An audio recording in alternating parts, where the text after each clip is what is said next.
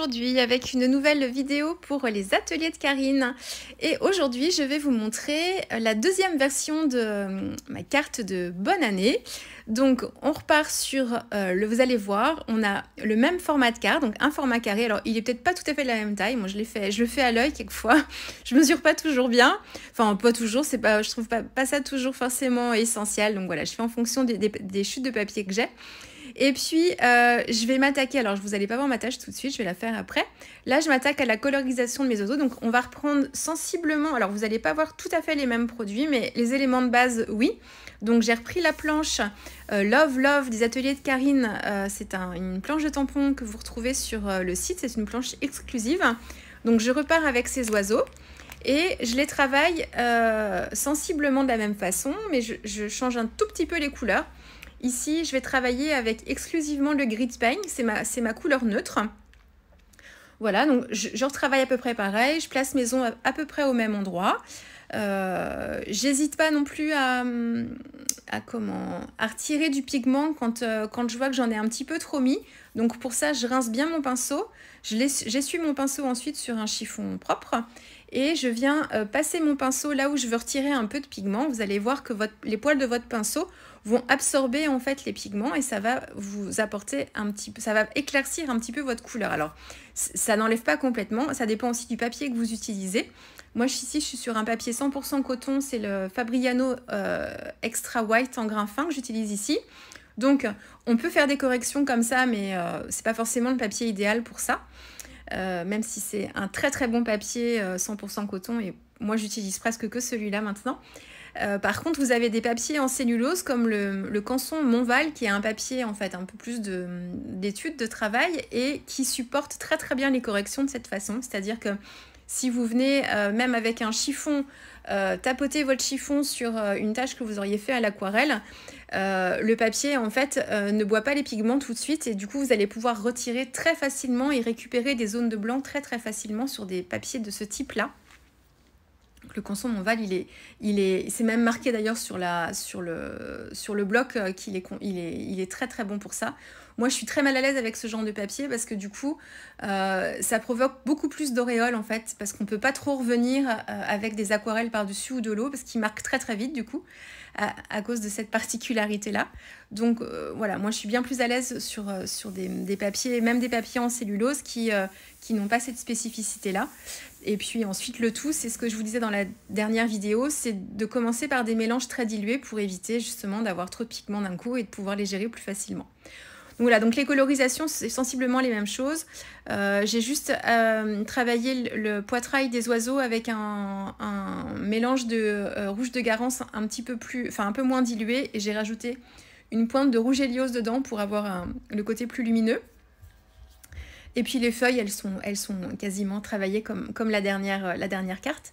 Et là, je travaille mon fond. Donc cette fois, je veux quelque chose de moins bleu. Je veux un peu plus de verdure. Donc j'ai un mélange qui m'a servi pour mes feuilles que j'ai sur le fond de ma palette, que je dilue bien. Et je viens travailler comme ça mon fond de page. J'avais pchité un petit peu d'eau aussi dessus. Et puis, je suis revenue avec le pochoir mouche à rabier. Donc là, on est sur les mêmes techniques. Travailler en ton sur ton avec une encre de Distress Oxide. C'est la Weather quelque chose. C'est un petit gris vert qui est assez sympa. Et là encore, j'essaye de décharger. Donc, j'utilise des petites brosses pour appliquer mon oxyde. Et pour éviter aussi d'avoir trop de pigments d'un coup, je décharge bien ma couleur sur un papier brouillon avant, donc en frottant mon pinceau, avant de l'appliquer directement sur le pochoir pour éviter d'avoir quelque chose de trop intense tout de suite. Il est toujours plus facile, vous vous en doutez, de revenir intensifier une couleur en remettant des couches. Même avec un pochoir, celui-ci, le pochoir mouche à rabier, on peut très facilement retrouver la position du pochoir et revenir intensifier par certains endroits si on a besoin. Par contre, si on a mis trop de couleurs d'un coup, si c'est trop intense dès le premier passage, avec les oxydes, c'est très difficile d'en enlever. Ou alors, il faudrait peut-être passer une petite lingette ou un petit chiffon. Mais je vous avoue que c'est un peu risqué parce que l'encre aura eu le temps de s'imprégner dans le papier. Et autrement, après, en pchitant de l'eau, du coup, on peut radoucir l'ensemble. Par contre, on perd la netteté du motif. Et du coup, on change de technique et on travaille dans l'humide. Donc voilà, c'est un petit peu Il y a plusieurs façons de faire, mais voilà, il faut prendre des précautions quand voilà, on applique ce genre de technique. Mieux vaut faire léger au début et intensifier. Si on fait trop fort d'un coup, après c'est trop tard. Alors, pour les embellissements, donc vous voyez, je refais un peu le tour de ce que j'ai dans mes différents embellissements qui sont déjà prêts, et puis je teste. Donc, vous allez retrouver les roses de Noël. Alors cette fois, la rose de Noël, donc c'est le tampon de la planche Poinsettia Co de la collection Au Pays Magique.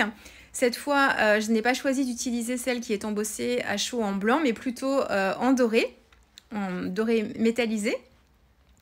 Et puis, j'ai choisi de travailler aussi un petit peu plus mon fond avec des tamponnages. Donc, j'ai utilisé l'un des branchages de pain de la collection aussi Au Pays Magique, la planche de tampon Poinsettia Co. J'ai directement tamponné sur mon papier avec une Versafine noire. Et je trouvais que du coup, que le motif, j'en ai mis 2. J'aurais peut-être pu m'abstenir d'en mettre 2. Et je trouvais du coup que c'était un petit peu trop tranché, en fait, ce tamponnage noir directement sur mon fond par rapport à l'ensemble de ma scène. Donc pour adoucir un petit peu l'ensemble, et puis on rajoute un peu le côté aussi hiver, j'ai mis des traits de Posca en fait blancs sur mes branches pour faire un peu comme s'il y avait de la neige, et du coup ça adoucit un peu plus mon motif et il se fond un petit peu mieux avec mon fond de page. Alors, j'ai choisi mes embellissements. Mon texte sera exactement le même que pour la carte précédente. Donc, c'est de la collection Toujours au Pays Magique et c'est la planche de tampon Bonne Année. Donc là, c'est que tous tes vœux se réalisent. Je voulais vraiment une petite étiquette avec un texte noir sur fond blanc. Donc voilà, et là, je reprends les mêmes techniques que pour la carte précédente. Vous voyez mes petites chutes de carton ici. Donc soit je mets des bandes, soit je mets des carrés. Enfin, vous voyez, c'est vraiment à l'œil. Hein, je mesure rien du tout. Hein, je veux vraiment juste apporter de l'épaisseur en fait et du relief à ma carte. Et je veux la consolider un petit peu. Donc j'en mets un petit peu partout. Je mets pas forcément les mêmes tailles. Enfin voilà, j'essaye d'en mettre un petit peu partout. Principalement aussi sur le tour de la carte pour éviter que ça se gondole sur les côtés. Et puis j'en mets aussi un petit peu au centre. Voilà. Et là encore, c'est exactement, donc ça remplace la mousse 3D, c'est économique et puis surtout, moi ça me permet de bien rigidifier ma carte et je trouve qu'elle se tient beaucoup mieux comme ça, avec un fond travaillé aux aquarelles. Donc voilà, donc là après c'est un petit jeu de... Alors c'est de la précision, mais c'est très personnel là encore, vous allez voir, vous voyez, je bouge, mais de quelques millimètres en fait, mon ensemble d'embellissement au centre, pour voir où est-ce que je trouve que c'est le plus sympa, le plus harmonieux. Donc ça, c'est très très personnel. Il n'y a pas de règles, je ne peux pas vous dire comment je fais. Les règles des tiers, tout ça, là, alors, souvent ça marche, hein, c'est souvent un conseil qu'on donne parce que c'est une règle qui fonctionne très très bien quand on est un peu perdu. Mais là, c'est vraiment l'équilibre qui se fait dans mon cerveau, quoi. Hein. Donc peut-être que vous trouverez ça pas forcément équilibré d'ailleurs, mais pour moi, je trouve que ça matche bien comme ça. Et mon étiquette, j'essaye vraiment de la centrer. Donc une fois que je centre mon étiquette, j'adapte aussi la position de mes oiseaux derrière pour voir comment je place tout ça et comment j'équilibre l'ensemble. Et puis on retrouve les mêmes codes que pour la carte précédente. J'ai mis des gouttes de Posca blanc. Donc, ça, je l'ai fait après avoir collé mes oiseaux. Donc attention, protéger. Alors on peut mettre des gouttes de Posca blanc sur les oiseaux et on aura l'impression qu'il neige aussi sur les oiseaux. Mais moi, c'est pas ce que je voulais. Je voulais vraiment qu'il y en ait au pire sur les feuilles, pas de souci, mais qu'il y en ait vraiment sur le fond. Et j'ai encore une fois, comme sur la carte précédente, rajouté l'effet flocon de neige avec des dots blancs. Donc j'en mets un petit peu partout, je change la taille, donc c'est la pression que vous exercez sur votre petit pot, votre petit flacon, donc des plus gros, des plus fins, et puis vous voyez aussi que mes feuilles ne sont pas collées entièrement, j'aime bien en fait coller la partie centrale, donc là j'ai collé avec les oiseaux vraiment, mais j'ai laissé mes feuilles libres pour avoir un côté volume et un côté aérien aussi, pour que la carte... Il y a un petit peu plus de dynamisme dans la carte aussi, voilà, que ça se décolle un petit peu du fond. Voilà, et donc j'ai maté ça sur une chute de papier aquarelle. Alors c'est pas mon 100% coton, j'avais fait un test avant avec, vous avez peut-être aperçu d'ailleurs les gros numéros pour faire 22, mais ça convenait pas avec ce que je voulais utiliser, les petits oiseaux. Du coup on voyait ni les oiseaux ni les chiffres derrière, donc j'ai changé d'idée. C'était juste un test, donc j'ai utilisé mon fond pour pouvoir coller ma carte dessus. Voilà, j'espère que cette petite carte, cette deuxième carte vous aura plu, puis on se retrouve très très vite avec une prochaine vidéo. Au revoir.